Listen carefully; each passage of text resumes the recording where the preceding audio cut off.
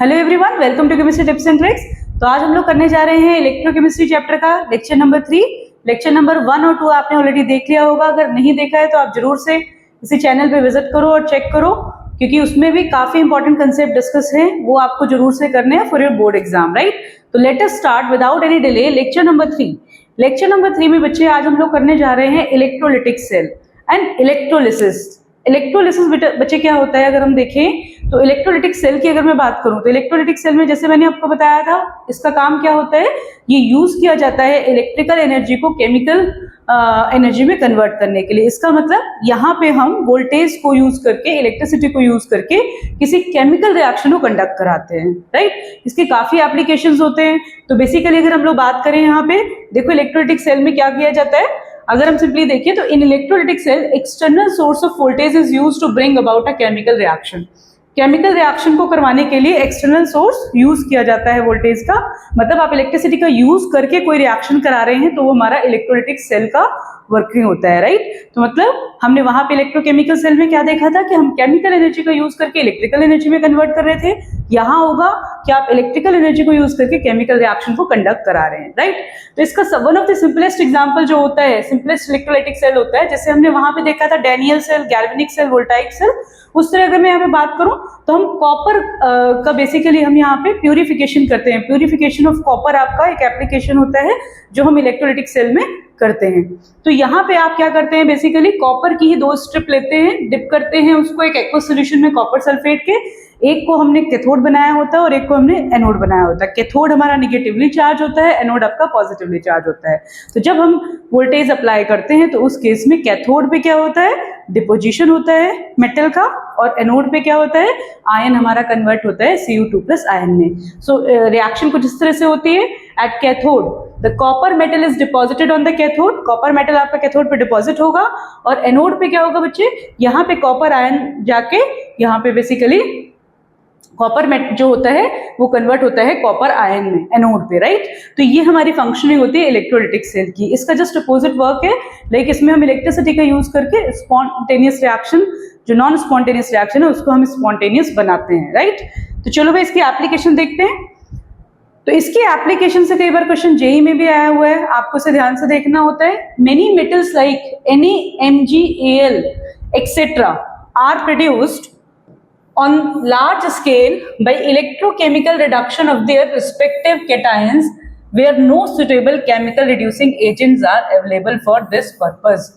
बच्चे जैसे हम देखते थे कि रिड्यूसिंग एजेंट के बारे में हमने ऑलरेडी इलेक्ट्रोकेमिकल सीरीज के लेक्चर में देखा हुआ है। उसमें हमने देखा था कि जितना ज्यादा मेटल रिएक्टिव होता है ना, जितना ज्यादा E0 मोर नेगेटिव होता है, उतना स्ट्रॉन्गर रिड्यूसिंग एजेंट होता है।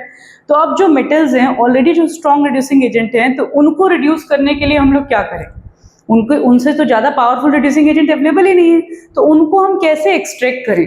तो वहां पे हमारा इलेक्ट्रोलिटिक सेल का यूज किया जाता है। वहां पे हम इलेक्ट्रोलिटिक सेल से हम इंटेंशनली जो चाहते हैं वो हम प्रोसेस कंडक्ट करा लेते हैं बाय यूज ऑफ इलेक्ट्रिसिटी।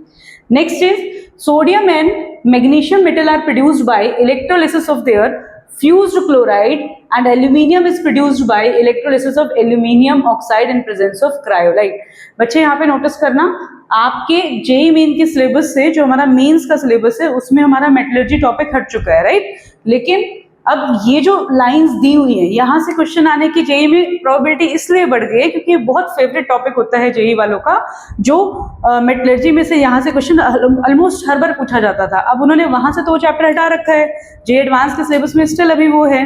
तो उस केस में क्या होता है कि कुछ क्वेश्चंस अगर आ जाते हैं तो वो उन एरिया से चूज करते हैं जो एनसीईआरटी के अदर चैप्टर्स में है। तो यहाँ से ये लाइन इसलिए इंपॉर्टेंट है आपकी, जेई वाले एस्पिरेंट्स जो हैं उन्हें इसको जरूर से ध्यान देना है, क्योंकि यहाँ से क्वेश्चन आने की प्रोबेबिलिटी होती है। चलो भाई आगे बढ़ते हैं। ये एप्लीकेशन मेनली जो कॉम्पिटिटिव फोकस होता है वो एप्लीकेशन पार्ट पे होता है, राइट। चलो भाई आगे बढ़ेंगे। Now we need to understand, जो इलेक्ट्रोलिसिस में हम लोग पढ़ते हैं तो सबसे इंपॉर्टेंट हमारे यहाँ पे होते हैं फैराडेज के 2 लॉज। फैराडेज के हमें यहाँ पे बच्चे 2 लॉ पढ़ने होते हैं, एक होता है फर्स्ट लॉ, एक होता है सेकेंड लॉ। क्या कहता है लॉ, ये लॉ हमारा इलेक्ट्रोलिसिस प्रोसेस से ही डील करता है। इलेक्ट्रोलिसिस प्रोसेस में हमने भी क्या देखा, वी हैव गॉन थ्रू कि यहाँ पे मेटल का डिपोजिशन हो रहा है कैथोड पे और डिसॉल्व हो रहा है मेटल आयंस में एनोड पे, राइट। ये हमने अभी यहाँ पे देखा। अब क्वेश्चन ये है, क्योंकि यहाँ पे हम इलेक्ट्रिसिटी का यूज कर रहे हैं, तो पहला लॉ फैराडे का ये कहता है, एक बार हम इसे रीड करेंगे। It states that amount of substance deposited or liberated at electrodes M is directly proportional to the quantity of electricity flowing through the electrolyte। मतलब कहने का ये है कि अब मान लो हमें एक प्रोसेस खुद ही करानी है, तो कितना अमाउंट मेटल का डिपॉजिट होगा कैथोड पे और कितना अमाउंट मेटल का डिसॉल्व होगा एनोड पे, ये किस बात पे डिपेंड करता है, इससे डील करता है फर्स्ट लॉ। ये कहता है अमाउंट ऑफ सब्सटेंस डिपॉजिटेड और liberated at any electrode is directly proportional to the quantity of electricity pass through it. जितनी आप क्वांटिटी ऑफ इलेक्ट्रिसिटी पास करेंगे, जितनी आप करंट पास करेंगे, उसी की रेशियो में आपका अमाउंट उस पर डिपॉजिट होगा या लिबरेटेड होगा। This is our first Faraday's law, right. Faraday का फर्स्ट लॉ यही था, ये डील करता था कि आप जितनी अमाउंट ऑफ इलेक्ट्रिसिटी देंगे उतना ही आपका अमाउंट डिपॉजिट होगा। मैथमेटिकली इसको कैसे एक्सप्रेस करेंगे? Mathematically we can say M is directly proportional to Q और M equals to ZQ। यहाँ पे Z बच्चे क्या है? Z एक कांस्टेंट है, इसको हम लोग कहते हैं electrochemical equivalent. This is named as electrochemical equivalent और इसको हम डिनोट करते हैं, तो Z का ये फॉर्मूला होता है इक्विवेलेंट वेट अपॉन में 96500। ये फॉर्मूला होता है Z के लिए। ये हमारा बेसिकली 96500 ये चार्ज होता है एक मोल इलेक्ट्रॉन्स पे। इक्विवेलेंट वेट निकालने का तरीका क्या होता है? अगर आपको कभी कंफ्यूजन हो तो अगर किसी मेटल का हम लोग इक्विवेलेंट वेट निकालेंगे तो what can we do? We can calculate equivalent weight by using the formula. आपको एटॉमिक वेट तो पता ही होता है मेटल का, डिवाइडेड बाय इट्स वैलेंसी और इट्स चार्ज, जो उसके ऊपर चार्ज हो आयन के ऊपर या उसकी जो वैलेंसी हो, इससे आप डिवाइड करके इक्विवेलेंट वेट निकाल सकते हैं। ये तो मैथमेटिकल वे है, हम इसे एक्सप्रेस करते हैं। अब देखो बच्चे, क्वेश्चंस कैसे आएंगे यहाँ पे? या तो आ जाएगा right the statement of Faraday's first law, otherwise यहाँ से न्यूमेरिकल पूछा जाता है और बहुत बार आता है पेपर में। मैंने आपको ऑलरेडी बताया कि इलेक्ट्रोकेमिस्ट्री जो चैप्टर है, इसमें जैसे मैंने लेक्चर 1 लिया है, लेक्चर 1 से आप ऑलमोस्ट मतलब आई कैन अश्योर यू कि लगभग आपको 4 मार्क्स का तो फिक्स यहाँ से जो लेक्चर 1 है उससे मिलना चाहिए, क्योंकि पहला टॉपिक हमारा वो है। सेकेंड टॉपिक है, उससे भी आपको 3 मार्क्स का तो मिनिमम आपको मिलेगा ही क्वेश्चन। और उसके बाद जो हमारा लेक्चर 1 वाला पार्ट है और ये जो थर्ड लेक्चर है, इसमें हमारे कुछ टॉपिक्स मिक्स हैं, मतलब इलेक्ट्रोकेमिकल सेल की एप्लीकेशन पार्ट में यहाँ से करूंगी, तो 3 मार्क्स प्लस 1 मार्क्स यहाँ का ओवरलैप कर सकता है। तो ओवरऑल आपका ये जो आज का लेक्चर है, इससे 2-3 मार्क्स का आपको मिलने की पूरी चांसेस है। तो ओवरऑल आपको पता है कि 12th में इसका जो वेटेज है वो 9 मार्क्स का है। तो इस वाले टॉपिक में हमें फैराडेज लॉ को बहुत अच्छे से करना है, ठीक है। तो फैराडेज लॉ का ये क्वेश्चन पूछा जाता है कि अगर हम क्वेश्चन की बात करें तो कैसे न्यूमेरिकल आता है। A solution of NiNO3 whole twice is electrolyzed between the platinum electrode using a current of this ampere and for 20 minutes. What mass of Ni is deposited at the cathode? तो बच्चे देखो इसको कैसे करते हैं। इसमें आप देखते हो कि Ni किस फॉर्म में है? Ni+2 फॉर्म में है, क्योंकि यहाँ पे ये है, हमने यहाँ पे इसका रिडक्शन कराया तो 2 electron it gives out Ni, ठीक है। ये बात होता है। अब ये स्टोशियोमेट्री है और किसी भी स्टोशियोमेट्री में ये हमारा बताता है कितनी क्वांटिटी ऑफ इलेक्ट्रिसिटी यूज हो रही है। इसका मतलब क्या होता है? इस रिएक्शन को कंडक्ट कराने में आपको 2 फैराडे इलेक्ट्रिसिटी रिक्वायर्ड है Ni को रिड्यूस करने के लिए। कितने अमाउंट के लिए? ये होगा आपका, इसका एटॉमिक मास होता है 58.7 ग्राम, ठीक है। अब 2 फैराडे का मतलब क्या होता है? In coulomb it is equal to 2 × 96487 होता है एग्जैक्टली, पर हम लोग इसको शॉर्ट में 500 ले लेते हैं कूलम में। तो इतने coulomb is the unit of charge, तो इतने कूलम इलेक्ट्रिसिटी के लिए जब हम देते हैं तो इतना अमाउंट ऑफ हमारा Ni डिपॉजिट होता है।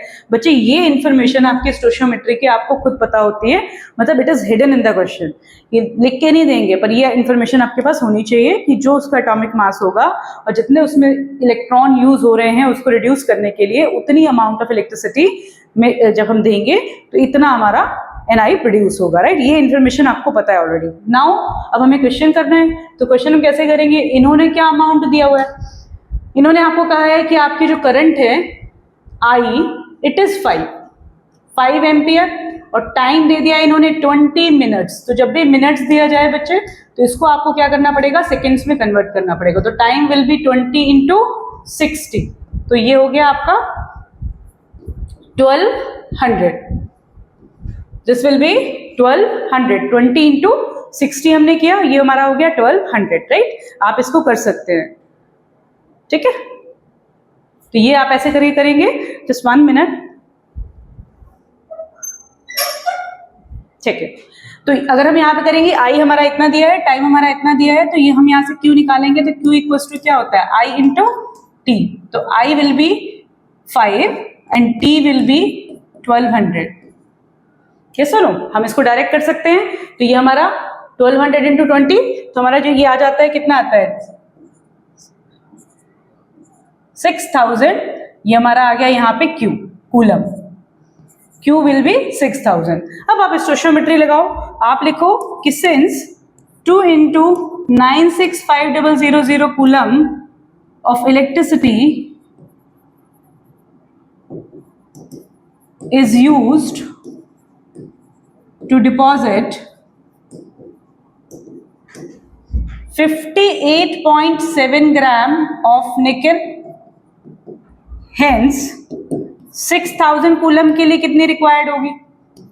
तो हम सिंपल कैलकुलेशन करेंगे, 6000 इंटू 58.7 अपॉन में 2 इंटू 96500।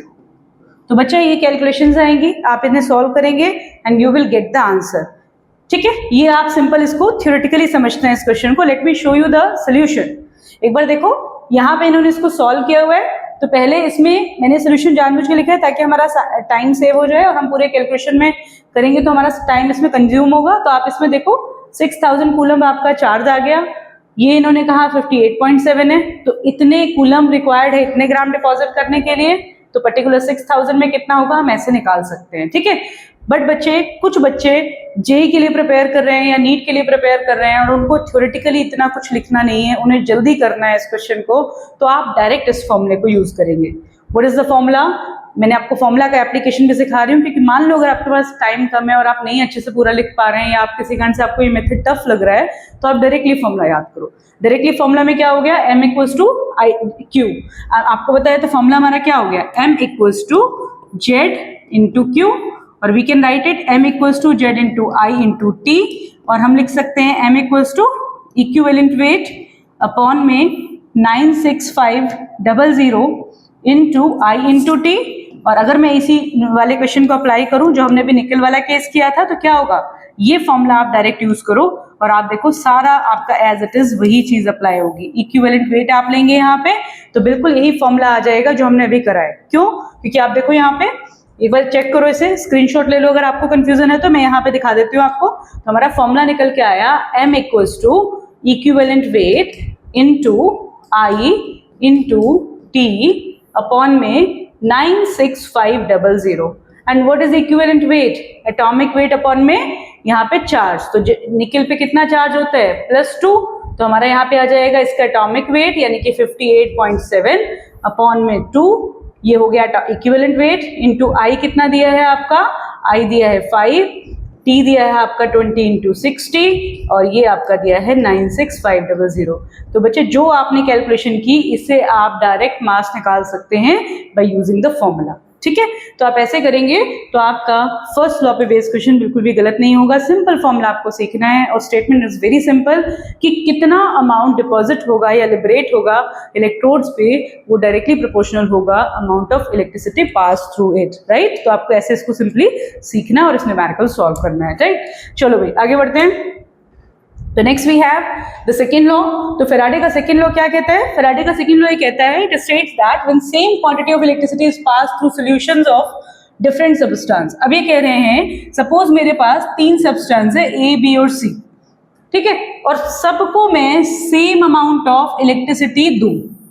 सेकेंड लॉ हमारा इसका नेक्स्ट पार्ट है, वो ये कहता है if you are giving same amount of electricity to different electrodes then what happens. तो उस केस में जो अमाउंट डिपॉजिट होगा या लिबरेट होगा वो डायरेक्टली प्रोपोर्शनल होगा देयर केमिकल इक्विवेलेंट वेट। तो बच्चे ये कहते हैं कि अगर आप सेम अमाउंट ऑफ इलेक्ट्रिसिटी दे रहे हो डिफरेंट इलेक्ट्रोड्स को, तो उस केस में जो अमाउंट ऑफ जो सब्सटेंस लिबरेटेड और डिपॉजिट होगा वो डायरेक्टली प्रोपोर्शनल क्या होगा, उनके केमिकल इक्विवेलेंट वेट्स के। तो इसको हम सिंपली मैथमेटिकली कैसे दिखा सकते हैं कि अगर मान लो हम फॉर्मूला लिखें तो W1 जो भी डिपॉजिट होगा is directly proportional to W is directly proportional to E, where W will be the mass and E will be the chemical equivalent weight। ठीक है, तो इसको आप अप्लाई करेंगे और अगर हमारे पास मोर देन वन इलेक्ट्रोड है तो हम ऐसे लिखेंगे W1/E1 equals to W2/E2 equals to W3/E3। आप डायरेक्ट इस फॉर्मूले को यूज करके फैराडेज के सेकंड लॉ को सॉल्व कर सकते हैं। पूरा हम ट्रेडिशनल मेथड भी देखते हैं, पर हमें बेसिक पता है होना चाहिए तरीका, हम डायरेक्ट इससे भी निकाल सकते हैं, क्योंकि जेई के लिए हमें पूरा लिखने की जरूरत नहीं होती, हमें उसमें शॉर्टकट मेथड से भी क्वेश्चन को सॉल्व करना आना चाहिए। तो ये हमारा सेकंड लॉ कहता है फैराडेज का।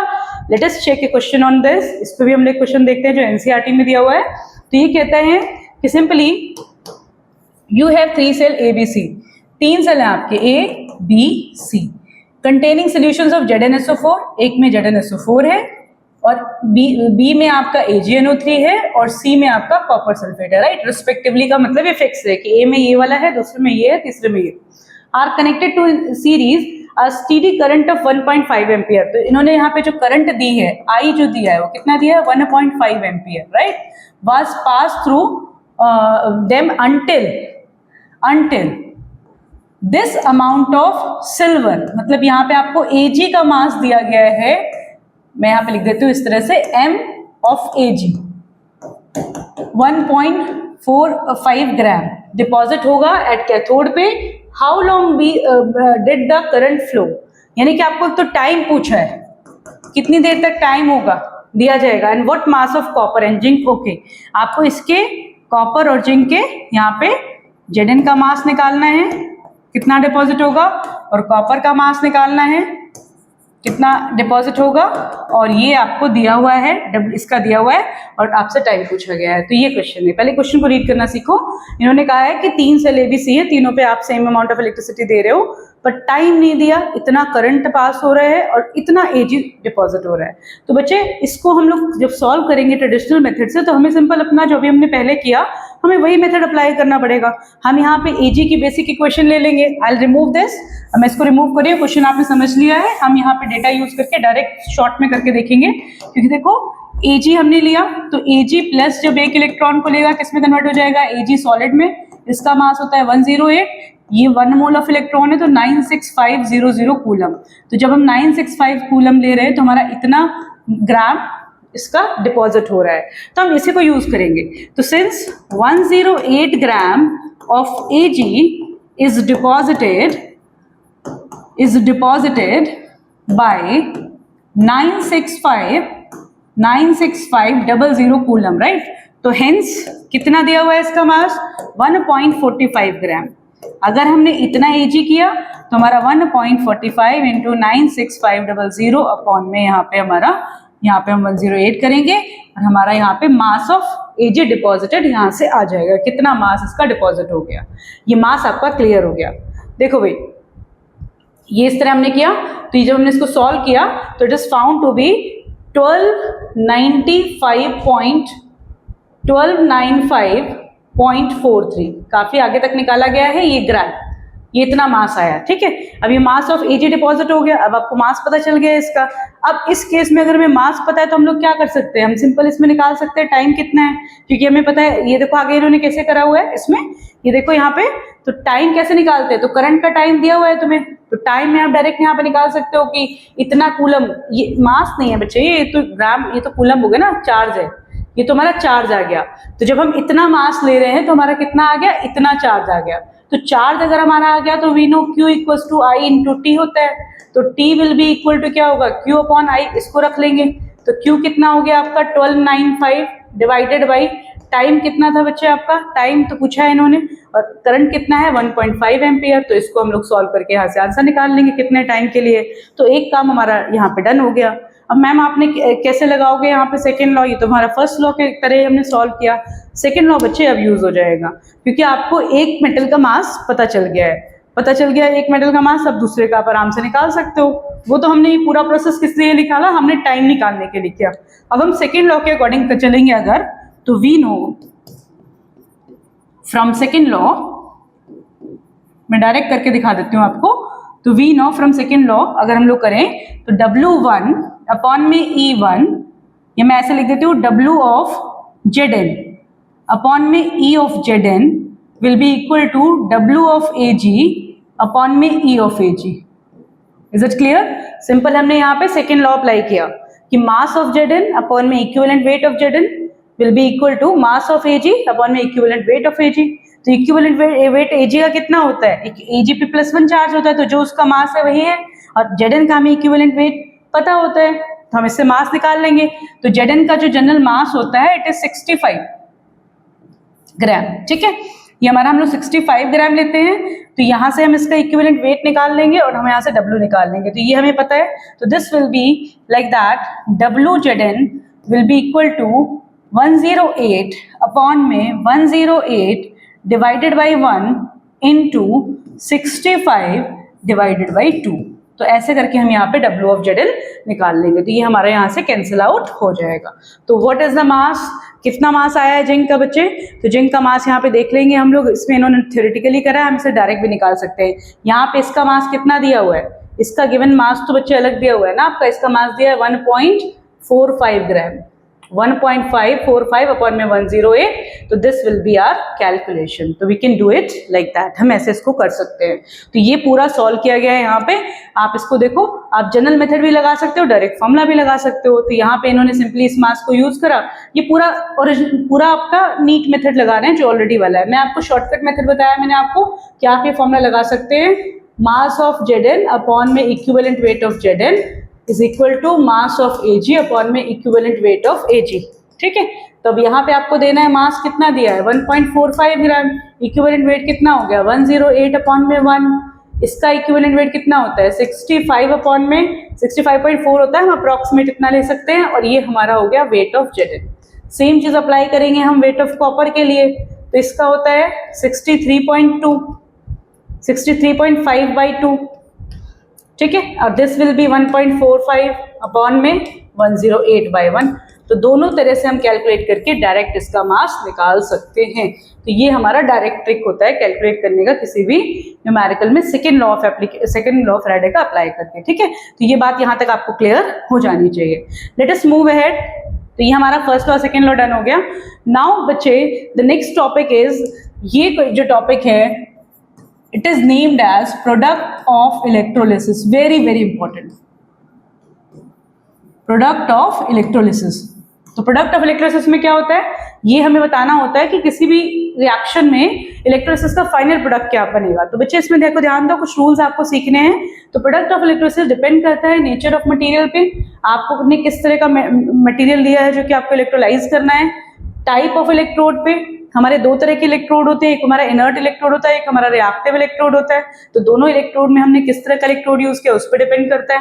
अब ये किसी केस में हमारा क्या होगा वो चीज यहाँ पे नोट की हुई है, आप इसे एक बार रीडिंग लगाएंगे। इसके बाद देखो the different oxidising and reducing species, किस तरह की कौन आयन जल्दी रिड्यूस होता है, कौन सा लेट रिड्यूस होता है। इवन ये यहाँ पे एक पर्टिकुलर कंसेप्ट होता है ओवर पोटेंशियल और एक्स्ट्रा पोटेंशियल पे भी डिपेंड करता है। तो देखो इसको हम समझते हैं कैसे। तो यहाँ पे मैं आपको एक बिल्कुल बेसिक सा कंसेप्ट सिखा रही हूँ। ठीक है, जनरली हम लोग कहते हैं प्रोडक्ट ऑफ इलेक्ट्रोलिसिस को समझने के लिए आपको ये बात पता होनी चाहिए। प्रोडक्ट ऑफ इलेक्ट्रोलिसिस को अंडरस्टैंड करने के लिए आपको ये बात क्लियर होनी चाहिए कि जिसका हायर रिडक्शन पोटेंशियल होगा, जिसका हायर रिडक्शन पोटेंशियल होगा वो मेटल डिपॉजिट होगी एट कैथोड। ये रूल आपको याद रखना है।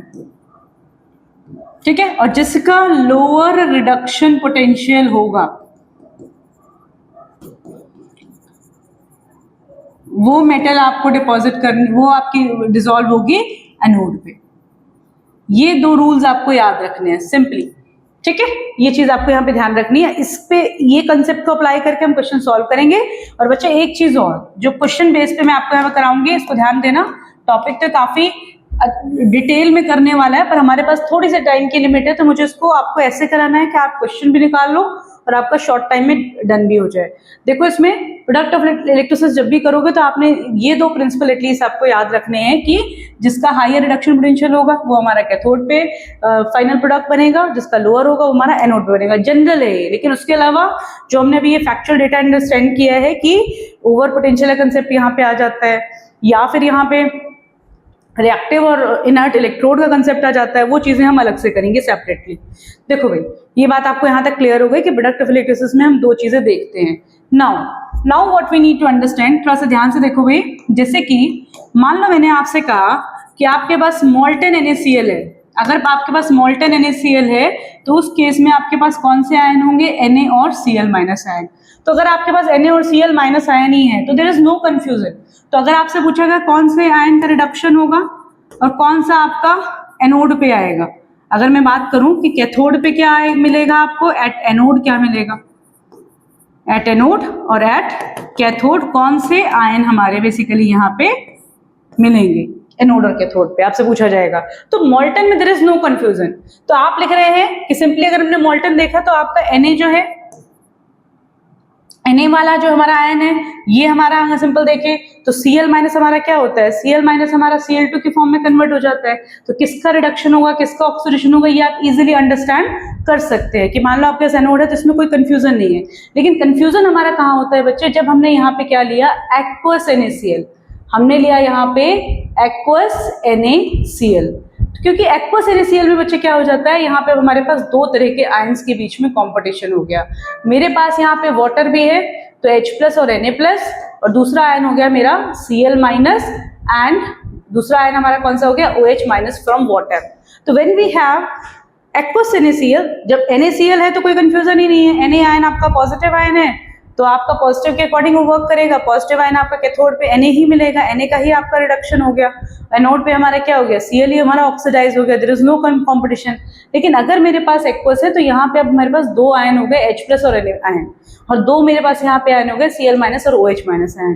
तो ध्यान से देखो, at cathode there is competition between the following reduction. तो कैथोड पे तुम्हारे पास इसका भी रिडक्शन हो सकता है।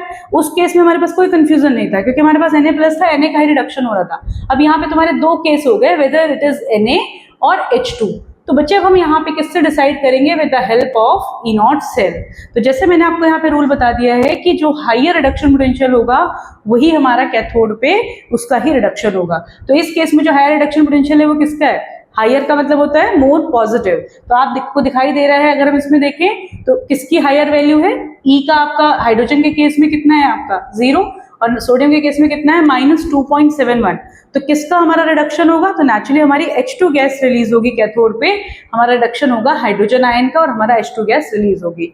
लेकिन अगर मैं आपसे कहूं Cl और OH- आयन में अगर हम लोग देखें तो Cl और OH- में अगर हम लोग देखते हैं तो यहाँ पे वही मैं आपको बताना चाह रही थी, कहीं कहीं हमारे कुछ अलग कंसेप्ट लगते हैं। तो इसको ध्यान से समझना बच्चे, ये वही केस है जिसकी मैं बात कर रही हूँ कि कहीं कहीं पे एक्स्ट्रा पोटेंशियल का कंसेप्ट आता है, ओवर पोटेंशियल का कंसेप्ट आता है। तो अब मैंने अगर आपको अभी एनोड के बारे में बताया, देन आई टोल्ड यू जिसका लोअर होगा वो प्रेफर होना चाहिए। तो अगर मैं देखूं तो एनोड पे मेरे पास दो पॉसिबिलिटीज है, एक तो मेरे पास Cl का बेसिकली ऑक्सीडेशन हो और दूसरा मेरा ये OH- वाले का ऑक्सीडेशन हो। दोनों केसेस को हम लोग देख रहे हैं कि एक केस में मेरे पास Cl2 गैस रिलीज हो रही है और एक केस में मेरे पास O2 गैस रिलीज हो रही है। तो पहले वाले केस में बच्चे इसका इलेक्ट्रोड पोटेंशियल कितना है 1.36 वोल्ट और दूसरे केस में इलेक्ट्रोड पोटेंशियल कितना है 1.323 वोल्ट। तो अब आपको देख के डेफिनेटली ये लग रहा होगा रूल के अकॉर्डिंग, जैसे कि अभी हमने समझा है कि सेकेंड वाली रिएक्शन होनी चाहिए हमारी एनोड पे। पर यहीं पे बच्चे समझने वाली बात है कि लोअर पोटेंशियल तो हमारा हालांकि ऑक्सीजन के लिए है और हमारी O2 का पोटेंशियल जो है वो कम है, बट इन रियलिटी यहाँ पे कौन सी रिएक्शन प्रेफर्ड होती है, तो देखो साफ साफ लिखा है the reaction at anode with lower potential is preferred, therefore water should get oxidized in preference to Cl. However, on account of over potential of the reaction, this reaction is preferred. तो आपकी जो final बनती है वो हमारी Cl2 gas release होती है इस केस में, किस पे, एनोड पे। होनी क्या चाहिए थी, ऑक्सीजन गैस, पर Cl2 होती है, क्योंकि यहाँ पे वही काइनेटिकली जो आपकी स्पीड काइनेटिकली जो रेट होती है अगर हम उसकी बात करें तो इस वजह से यहाँ पे क्या होता है, एक ओवर पोटेंशियल कंसेप्ट आ जाता है। और देखने में तो हमें लग रहा है कि लोअर पोटेंशियल हमारा ऑक्सीजन का है, लेकिन हमारा Cl आयन जो होता है वो Cl2 में कन्वर्ट होता है। तो थोड़ा सा कॉम्प्लिकेटेड लगता है बच्चों को पहली बार ये, आप थोड़ा ध्यान से समझो। बस ये 2 पॉइंट आपको क्लियर रखने हैं। फिर आपको पता होना चाहिए अगर मोल्टन NaCl है तो देयर इज नो कॉम्पिटिशन। इसका सिंपल आप देख रहे थे, जैसे अब मैंने आपको बताया Na का ही यहाँ पे रिडक्शन होगा, और एनोड पे आपका सिंपल है OH है तो डेफिनेटली आपकी O2 गैस रिलीज होगी, नो कंफ्यूजन। लेकिन अगर एक्वस है तो उस केस में हमें क्या करना पड़ेगा, उस केस में हमें यहाँ पे देखना पड़ेगा, रूल को अप्लाई करना पड़ेगा, then only we can predict answers. अब बच्चे यहाँ पे मैंने आपके लिए वेरी इंपॉर्टेंट क्वेश्चंस जो है एनसीईआरटी के वो यहाँ पे मैंने पेस्ट कर दिया। आपने डायरेक्ट इन क्वेश्चंस को कर लेना है और आप डेफिनेटली सही आंसर करोगे। इसमें मैंने आपके लिए सॉल्यूशंस भी डाले हुए हैं, वे ऑफ राइटिंग आंसर भी डाला हुआ है। आपने डायरेक्ट इसको स्क्रीनशॉट लेना है और इसको अच्छे से तैयार करना है, क्योंकि बच्चे काफी कंफ्यूज होते हैं इस टॉपिक में। तो यही हमारा वर्क होता है कि कितना हम बच्चों को ईजी वे में चीजों को क्लियर कराएं। तो डेफिनेटली देखो, अब यहाँ पे क्या है, ये 4 क्वेश्चन एनसीईआरटी में है। Predict the products of electrolysis in each of the following. आपको प्रोडक्ट ऑफ इलेक्ट्रोलिसिस बताने हैं हर केस में। पहला केस है एक्वस सोल्यूशन ऑफ AgNO3। अब मैंने आपको कंसेप्ट सिखा दिया। मेरे पास क्या है, एक्वस सोल्यूशन ऑफ AgNO3, ठीक है भाई। अब AgNO3 का एक्वस सोल्यूशन है तो मेरे पास यहाँ पे Ag आयन होंगे और H+ आयन होंगे, जिसका कॉम्पिटिशन होगा कैथोड के लिए, और यहाँ पे मेरे पास नाइट्रेट आयन होगा और OH- आयन होगा, जिसका कंपटीशन होगा एनोड के लिए। तो एट एनोड क्या होगा और एट कैथोड क्या होगा, हम इसको कैसे डिसाइड करेंगे।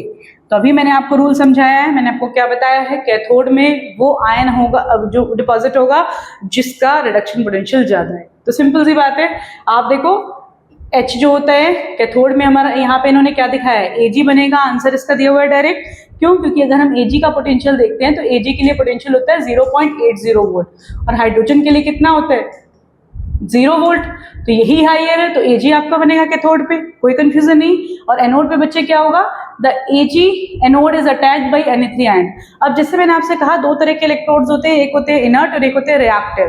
तो ये केस आपको एग्जांपल बता रहा है जब हमारा कोई रिएक्टिव इलेक्ट्रोड है या फिर इनर्ट इलेक्ट्रोड है। तो सिंस आपने यहाँ पे क्या लिया, सिल्वर इलेक्ट्रोड लिया, सिल्वर इलेक्ट्रोड का मतलब ये एक रिएक्टिव इलेक्ट्रोड है। तो यहाँ पे क्या होगा, ये जो नाइट्रेट आयन होते हैं ये अटैक कर देते हैं किस पे, Ag के एनोड पे।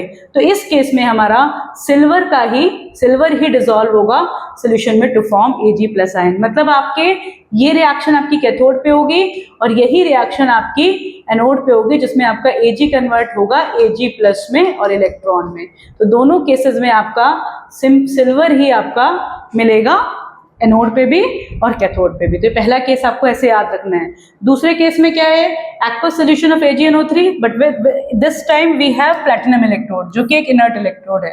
तो जब प्लैटिनम इलेक्ट्रोड है बच्चे तो ध्यान दो, कैथोड पे तो कोई कंपटीशन है ही नहीं, सेम ही बनेगा, पर एनोड पे क्या होगा, therefore OH- and NO3- ions can be oxidized at anode, but OH- ion having a lower discharge potential। तो OH- आयन है, इसका जो डिस्चार्ज पोटेंशियल है वो लोअर है और लोअर डिस्चार्ज पोटेंशियल की वजह से क्या करेगा, ये हमारा O2 को रिलीज करेगा। तो कहने का मतलब है इस केस में आपकी एनोड पे क्या बनेगी, जब हमने प्लैटिनम इलेक्ट्रोड यूज किया तो O2 गैस रिलीज होगी। हाउएवर ऊपर वाले केस में जब हम इसमें रिएक्टिव इलेक्ट्रोड ले रहे थे तो तुम्हारा Ag या मेटल ही आपकी बेसिकली डिसॉल्व हो रही थी, right. Now next, and this is very important, ये आपका जेईई नीट बोर्ड सबके लिए बहुत जरूरी है, ठीक है। जेईई नीट के लिए तो स्पेशली बहुत इंपॉर्टेंट क्वेश्चन है और इसका सोल्यूशन भी आपको जरूर से देखना है। देखो मेरे बच्चे, third, dilute solution of H2SO4 with platinum electrode. तो बच्चे ध्यान देना, 2 केस पूछे जाते हैं, एक होता है डाइल्यूट और एक होता है, डाइल्यूट के केस में तो जनरली आप समझ जाओ कि डाइल्यूट है। दूसरा केस हमारा जो होता है वो होता है कॉन्सेंट्रेटेड। तो आपने पहले जब भी सल्फ्यूरिक एसिड का क्वेश्चन आया और प्रोडक्ट ऑफ इलेक्ट्रोलिसिस पूछा जाए तो आपने पहले देखना है कि क्वेश्चन में उन्होंने डाइल्यूट पूछा है या कॉन्सेंट्रेटेड पूछा है। क्योंकि देखो बच्चे, जब H2SO4 है तो there is no competition at cathode. Cathode पे हमारे पास केवल हाइड्रोजन आयन है, क्योंकि H+ भी हमारा कैथोड पे H2SO4 भी हमारा H+ आयन दे रहा है और वाटर भी हमारा H+ आयन दे रहा है। तो there is no competition between ions at cathode, क्योंकि रीजन क्या है, हमारा सिंपल H+ आयन ही है दोनों जगह, तो यही हमारा H2 गैस से रिलीज होगी। अब एनोड पे क्या होता है, तो देखो एनोड पे हमारी यहाँ पे 2 पॉसिबिलिटीज होती है। ये दोनों रिएक्शंस आपको अच्छे से तैयार होनी चाहिए। एक तो यही हमारी वाटर वाली, ये पॉपुलर रिएक्शन है, इसकी तो रिएक्शन आपको पूरी तरह से अच्छे से पता होनी चाहिए कि H2O है तो O2 गैस रिलीज होती है, H+ आयन निकलते हैं और इलेक्ट्रॉन ऐसे दिखाते हैं। इसके लिए पोटेंशियल होता है 1.23। मतलब ये बेसिक रिएक्शन है, ये आपको अच्छे से क्लियर होनी चाहिए। कॉम्पिटिटिव स्टूडेंट्स को तो बिल्कुल ही अच्छे से तैयार होनी चाहिए, ठीक है। दूसरा, सल्फेट आयन अगर आप लेंगे तो सल्फेट आयन ऑक्सीडाइज हो जाते हैं आपके बेसिकली H2O6 2- में, तो इस केस में जो पोटेंशियल होता है 1.96। तो बच्चे ये 2 रिएक्शंस हैं, आपको बिल्कुल अच्छे से क्लियर रखना है कि जब हम डाइल्यूट H2SO4 लेंगे तो हमारी फर्स्ट रिएक्शन प्रेफर होती है, मतलब डाइल्यूट का मतलब वाटर ज्यादा है, तो वाटर ज्यादा है तो वाटर वाली रिएक्शन प्रेफर्ड होगी, और जब कॉन्सेंट्रेटेड H2SO4 लेंगे तो सेकेंड रिएक्शन प्रेफर होती है। तो ये चीज आपको ध्यान रखनी है, whether they are asking for the dilute sulphuric acid और कॉन्सेंट्रेटेड। अगर डाइल्यूट है तो O2 प्रोड्यूस होगी, कॉन्सेंट्रेटेड है तो सेकेंड रिएक्शन होगी। तो that should be very clear to all of you, right. Next आगे देखते हैं हम लोग।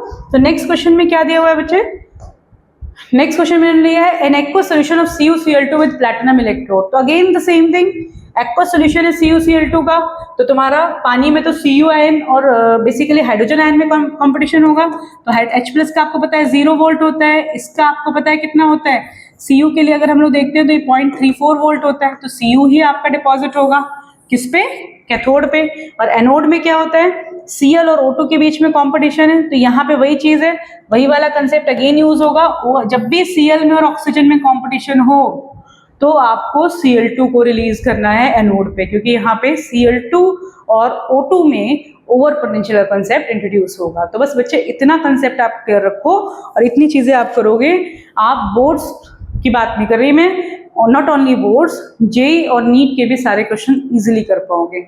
जो मैंने आपको प्रोडक्ट ऑफ इलेक्ट्रोलिसिस के लिए कंसेप्ट सिखाया है, इसे ही आपको थॉरो करना है। तो थोड़ा सा हम आगे बढ़ेंगे, क्योंकि नेक्स्ट एंड लास्ट टॉपिक हमारा यहाँ पे रहता है बैटरीज, ठीक है। तो बैटरीज क्या होती हैं, तो बच्चे 2 तरह की बैटरीज होती हैं। बैटरीज बेसिकली सेल ही है, जो कि मैंने आपको बताया था, it is a device that is used to convert chemical energy into electrical energy और electrical energy into chemical energy. तो बैटरीज क्या है, अब बैटरीज बेसिकली गैल्वेनिक सेल है ना। तो जो हमने लेक्चर 1 में सेल सीखा था उसी का एप्लीकेशन पार्ट है, और ये बहुत जरूरी है। पहले तो यहाँ से क्वेश्चन कम आते थे, लेकिन अब जैसे सिलेबस रिड्यूस हो गया है, आप सबको पता होगा कि 2-3 सालों में कुछ चेंजेस आए हैं। पहले हमारे लगभग बोर्ड्स के सिलेबस में 16 चैप्टर होते थे, और अब क्या हो गया, अब इन्होंने लगभग 5-6 चैप्टर यहाँ से डिलीट कर दिए हैं, 10 चैप्टर बचे हैं टोटल अब आपके। तो इसीलिए आपके इन चैप्टर्स का वेटेज काफी इंक्रीज हो गया है, और काफी इंक्रीज होने की वजह से अब बिल्कुल थ्योरेटिकल क्वेश्चंस भी पेपर में बनते ही हैं, पर थ्योरेटिकल क्वेश्चन होते हैं, पर अंडरस्टैंडिंग बेस्ड क्वेश्चन होंगे, ठीक है। तो आपको इनको बिल्कुल इग्नोर नहीं करना है, आपको अच्छे से पढ़ना है। तो बैटरीज की अगर मैं बात करूं, there are 2 types of batteries, primary batteries and secondary batteries, right. Primary batteries कैसी होती हैं, जिनको हम रिचार्ज नहीं कर सकते, they cannot be used again and again. जैसे आपने कोई नॉर्मल सेल लिया हुआ है, निप्पो जैसे जो भी हमारे यूज होते हैं, जो हमारे टॉयज में यूज होते हैं, बेसिकली आपके ये जो रिमोट्स में यूज होते हैं, नॉर्मल सेल जिसको हम दोबारा रिचार्ज नहीं कर सकते, उन्हें हम लोग बोलते हैं प्राइमरी बैटरीज। और जिन्हें हम रिचार्ज कर सकते हैं, जैसे हमारे मोबाइल की, लैपटॉप की बैटरीज, उन्हें हम लोग बोलते हैं सेकेंडरी बैटरीज, राइट। तो सिंपल सा डिस्टिंक्शन है प्राइमरी और सेकेंडरी बैटरीज में। अब आपको ये क्लियर होना चाहिए, जो ड्राई सेल होता है, मरकरी सेल होता है, तो वो हमारे प्राइमरी सेल में आते हैं, और जो हमारे अदर सेल्स है सेकेंडरी सेल, हम अभी इसके बारे में आगे पढ़ेंगे। तो चलो भाई देखो, सबसे पहले स्टार्ट करते हैं ड्राई सेल। तो बच्चे यहाँ पे कुछ रिएक्शंस हैं, पर थोड़ा सा इसको सिस्टमैटिक होकर अगर आप याद करोगे तो आप बहुत अच्छे से इसे कर लोगे, पर ये बहुत जरूरी है। चाहे 1 मार्कर क्वेश्चन आए, चाहे 2 मार्कर, पर क्वेश्चन यहाँ से जरूर आता है। तो टॉपिक्स को अच्छे से करो, थोड़ा रिलेट करके करो, तो आप डेफिनेटली इसमें स्कोर अच्छा ही करेंगे। चलें आगे। तो देखो इसमें dry cell, it is a compact form of Leclanche cell. Leclanche cell का ये कॉम्पैक्ट फॉर्म होता है, ये बना होता है आपका जिंक के कंटेनर से, एनोड होता है इसका, and a carbon rod surrounded by powdered manganese dioxide, इसका कैथोड होता है। तो जो हमारा इससे बना होता है, and carbon as a cathode. The space between the electrode is filled with a moist paste of ammonium chloride. आप कहोगे मैम इसमें बहुत थ्योरी है। आप जब ये टॉपिक करो बच्चे, तो आप पहले यहाँ पे सेल का नाम लिखो, जैसे आपने वाला ड्राई सेल, ड्राई सेल के बाद आप यहाँ पे लिखो किस चीज से मेरा एनोड बना हुआ है, किस चीज से मेरा कैथोड बना हुआ है, और क्या मैंने यहाँ पे इलेक्ट्रोलाइट लिया हुआ है। आपने पहले इसके लिए एक टेबल बना के काम कर लेना है, क्योंकि डेफिनेटली लर्निंग है, पर रिलेट करके लर्न करो। जैसे आपने नॉर्मल सेल देखा था जो इलेक्ट्रोकेमिकल सेल, उसमें हम लोग क्या लेते थे, उसमें हम लोग जिंक लेते थे एनोड और हम लोग कॉपर लेते थे कैथोड। यहाँ पे क्या डिफरेंस है, यहाँ पे हमने जिंक का कंटेनर लिया एज ए एनोड और carbon rods surrounded by powdered MnO2। तो कार्बन की रॉड्स हैं जो कि सराउंडेड बाई पाउडर्ड MnO2 हैं और उन्होंने कार्बन को एज ए कैथोड ले लिया, ठीक है। और जो इसके बीच का जो स्पेस है उसे फिल किया with electrolyte NH4Cl and ZnCl2, right. तो ये इन्होंने यहाँ पे इलेक्ट्रोलाइट ले लिया। तो आप इस तरह इसको रिलेट करके याद करो कौन सी रिएक्शन होगी, तो जिंक है तुम्हारा, तो जिंक का तुम्हारा यहाँ पे ऑक्सीडेशन हो जाएगा। अब यहाँ पे रिडक्शन किसका होगा, MnO2 और NH4 हमारे यहाँ पे लिए गए हैं।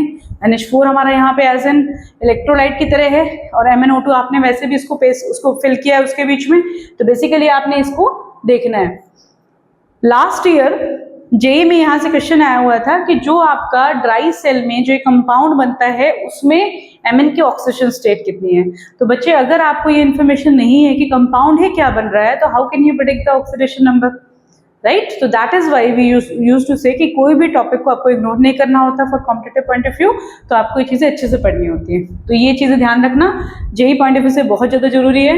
उन्होंने इस केस में Mn की ऑक्सीडेशन नंबर पूछी थी, तो ये चीजें आपको तभी आ पाएंगी जब आप अच्छे से करेंगे। तो ये हमारा बन गया। Finally ammonia is produce in the form of complex with zinc. एक बार क्वेश्चन यहाँ से भी आया हुआ है कि जो अमोनिया प्रोड्यूस होती है वो क्या करती है। तो जो अमोनिया बनती है रिएक्शन में वो जिंक के साथ कॉम्प्लेक्स बनाती है एंड फाइनली इसका जो पोटेंशियल आता है 1.5 वोल्ट आता है। तो फैक्चुअल इन्फॉर्मेशन है, 2-3 बार इसको लिखो और याद करो, ये डन हो जाएगा। Let's move ahead. Next we have mercury cell. अब मरकरी सेल क्या होता है, जो हमारे लो करंट जहाँ जहाँ डिवाइसेस में हमें चाहिए होता है, जैसे कि हमारी बेसिकली वॉचेस होती हैं या फिर हमारे मतलब बिल्कुल जो हियरिंग एड्स होते हैं, वहाँ पे हमारा ये सेल मरकरी सेल यूज किया जाता है। इसका फायदा ये होता है बच्चे कि इससे ना एक स्टीडी करंट मिलती है, मतलब करंट में फ्लक्चुएशन नहीं होता। क्योंकि रीजन क्या होता है, इसमें जब हमारी रिएक्शन होती है कहीं पे भी आयन इन्वॉल्व नहीं होता। थोड़ा सा इसकी देखेंगे इसका सेटअप क्या होता है। तो देखो यहाँ पे इसमें एनोड क्या है, जिंक मरकरी। मैं कहती हूँ रिलेट करके पढ़ो, उसमें भी जिंक था, इसमें जिंक के साथ मरकरी, क्योंकि मरकरी तो यहाँ आना ही आना है हर जगह। तो जिंक मरकरी अमलगम ले लिया, cathode a paste of HGO and carbon. इसमें भी कार्बन के साथ HGO की पेस्ट ले लिया एज ए कैथोड, है ना। पेस्ट किसका लिया यहाँ पे, इलेक्ट्रोलाइट क्या लिया, KOH एंड ZnO। आप लिख के याद करो, जब भी आप पढ़ो आप ऐसे पढ़ो कि Zn के साथ हमारा यहाँ पे मरकरी है, ठीक है, कार्बन के साथ यहाँ पे हमारा HGO है और हमारा KOH और ZnO का हमारा इलेक्ट्रोलाइट है। ऐसे करके याद करो, खत्म करो काम, ठीक है। ये डन हो गया। आगे रिएक्शन क्या होगी, तो ZnHg ये बेसिक मीडियम है, यहाँ पे ZnO में कन्वर्ट हो रहा है, HgOH2 हमारा यहाँ पे Hg लिक्विड बन रहा है। फाइनली ओवरऑल रिएक्शन ये हो रही है। तो सिंस ओवरऑल रिएक्शन में कोई भी आयन नहीं होते, इस वजह से इससे हमें स्टीडी करंट मिलता है, मतलब there won't be any fluctuation in the current, ठीक है। तो करंट हमें जो मिलेगा वो एकदम स्टीडी मिलेगा। तो इसीलिए इसको हम लोग, जहाँ पे हमें लो करंट चाहिए होता है, ओवरऑल यहाँ पे कोई भी इन्वॉल्व नहीं होता आयन, तो हमें स्टीडी करंट जहाँ मिलता है वो हम वहाँ पे हम मरकरी सेल का यूज करते हैं, right. Now we have very very important. अगर मुझसे कोई पूछे कि सेल्स में, बैटरीज में मोस्ट इंपॉर्टेंट टॉपिक क्या है, तो I would recommend lead storage battery. बहुत ही फेवरेट क्वेश्चन होता है ये जेई नीट का as well as for boards. तो अगर आपको करने जा रहे हो और आपको कुछ चीज छोड़ना है और कुछ चीज नहीं छोड़नी, तो लेड स्टोरेज बिल्कुल भी नहीं छोड़ना। तो लेड स्टोरेज बैटरी जो होती है, इसमें क्या होता है बच्चे, ये हमारा लेड का एनोड होता है, इसे थोड़ा अच्छे से भी करना है। And grid of lead packed with lead dioxide as cathode होता है।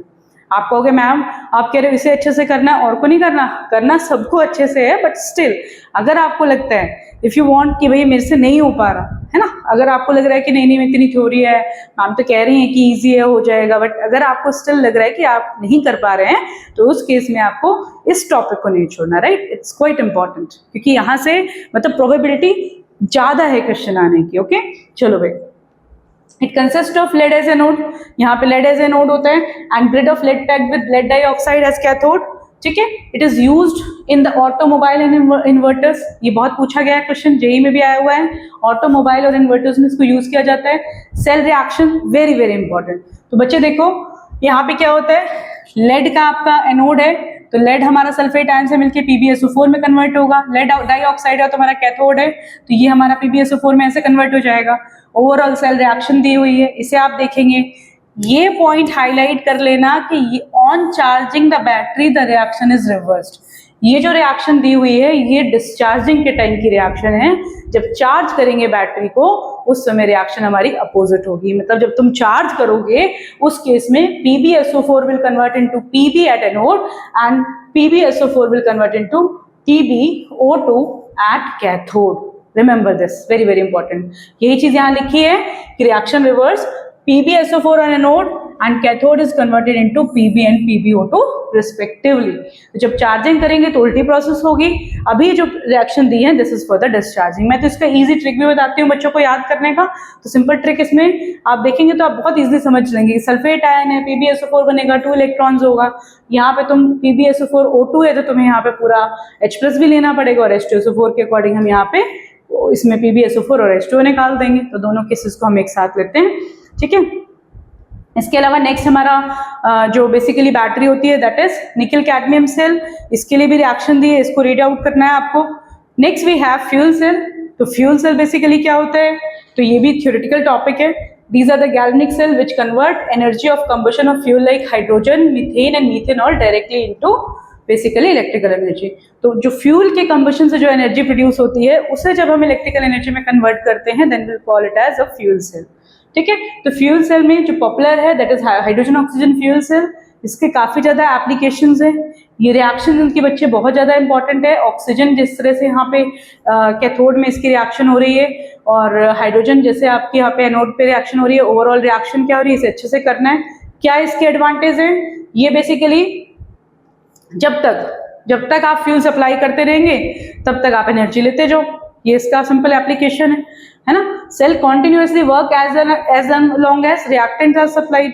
दूसरा, higher efficiency as compared to other conventional sales.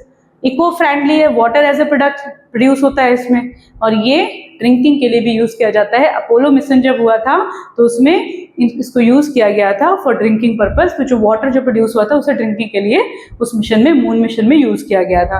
तो लास्ट टॉपिक जो है हमारा दैट इज कोरोजन। कोरोजन बच्चे आप 10th क्लास से पढ़ते आ रहे हैं, पर यहाँ पे हमें इलेक्ट्रोकेमिकल सेटअप के अकॉर्डिंग थोड़ा ब्रीफ समझना होता है। तो है क्या ये process, it is the process of formation of oxides और other compounds on the metal on its surface by the action of air, water vapor and CO2। एक छोटा सा एक्सपेरिमेंट होता है कि साइंटिस्ट ने पहले देखा कि क्या एयर पानी के प्रेजेंस में हो रहा है, पानी में Fe डाल के देखा, फिर उन्होंने देखा क्या एयर में हो रहा है, पर देखा गया कि जब एयर और वाटर दोनों प्रेजेंट थे तभी आयरन का कोरोजन होता है, तभी मेटल का कोरोजन होता है। तो मतलब दोनों चीज जरूरी है, वाटर भी और एयर भी। तब होता कैसे है इसमें, जैसे यहाँ पे ये ओवरऑल रिएक्शन है। तो बेसिकली बच्चे क्या होता है, देखो जैसे एक पर्टिकुलर प्लेस पे ये एक छोटा इलेक्ट्रोकेमिकल सेल की तरह बिहेव करता है। एक पर्टिकुलर प्लेस पे Fe will start converting into Fe2 plus 2 electrons. तो यहाँ पे ये कैसे बिहेव कर रहा है, एज एन एनोड।